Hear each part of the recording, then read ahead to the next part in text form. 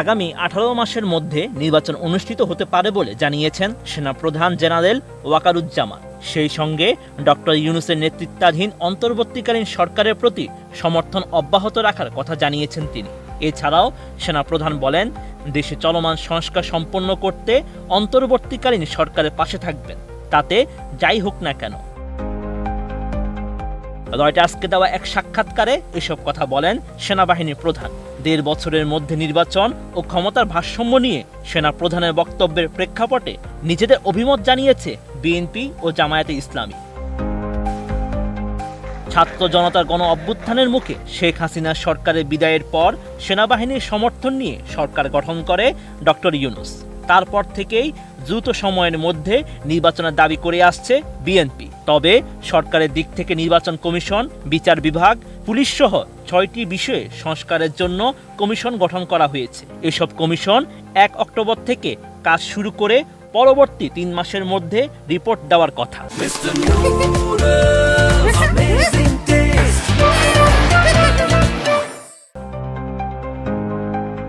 সেনাপ্রধান ওয়াকারুজ্জামানের 18 মাসের মধ্যে নির্বাচনের বিষয়ে মন্তব্য করেছেন বিএনপির মহাসচিব মির্জা ফখরুল ইসলাম আলমগীর। তিনি বলেন, নির্বাচন যত দ্রুত হবে ততই জাতির জন্য মঙ্গল হবে।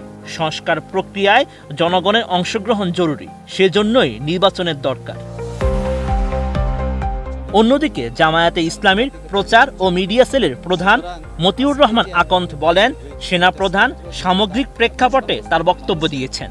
দলটির আমির ডাক্তার শফিকুর রহমান নির্বাচন নিয়ে জামায়াতের অবস্থান আগেই তুলে ধরেছেন বলে দাবি তার। এখানে মানুষের ভোটাধিকার প্রতিষ্ঠা করতে হবে। ভোটের সারাজের একটা ভোটবিহীন সরকার নির্বাচিত হওয়ার সংস্কৃতি, অপসংস্কৃতি, এটার হাত থেকে ফেরত আসতে হবে। দ্বিতীয় হচ্ছে, এখানে প্রশাসনিক সংস্কার লাগবে। নির্বাচন কমিশন যেটা আছে সেটা সরকার যা বলে তাই তারা বাস্তবায়ন করে, এটার থেকে বের হয়ে এসে নির্বাচন কমিশনের সংস্কার করতে হবে। আমরা বলেছি যে এই সংস্কারগুলো সম্পন্ন করার পরেই খুব দ্রুত সময়ের মধ্যে নির্বাচন দিতে হবে।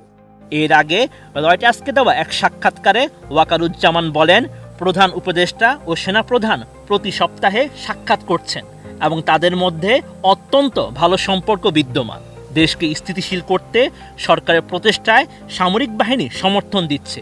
সেই সঙ্গে তারা একযোগে কাজ করলে ব্যর্থ হবার কোনো কারণ নেই। সরকারি চাকরিতে কোটার বিরুদ্ধে জুলাই মাসে গড়ে ওঠা আন্দোলন সরকার বিরোধী আন্দোলনে রূপ নেওয়ার পর সহিংসতায় 1000-এর বেশি মানুষ নিহত হন। রাজধানী ঢাকা ছিল এ বিক্ষোভের কেন্দ্র।